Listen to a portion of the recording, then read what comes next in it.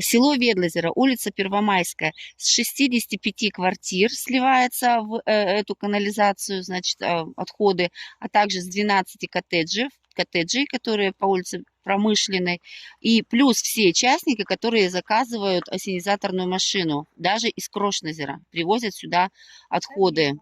Савинова в том числе. Вот так оно выглядит сейчас. Эта речка идет, вот эти все стоки идут потом в ручей, который дальше впадает уже в речку Вохтан-Йоги, ну а дальше, соответственно, в село, в озеро Ведлозеро. Поехали.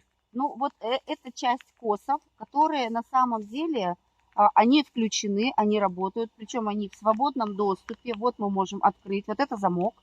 Вот так вот оно открывается. Вот тут вот система дорогостоящая. Так, мы ее прикроем сейчас на тот же замок. Вот там тоже замок, которого нет. И все вот так вот в свободном полете.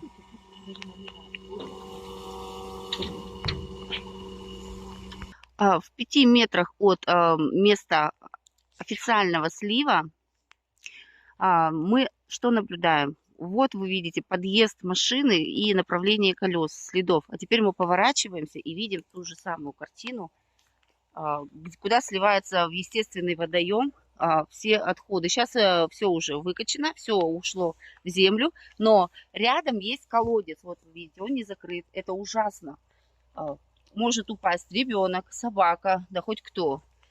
Их тут два, слева еще один. Вот он. И запах стоит ужасный. Все сюда сливается.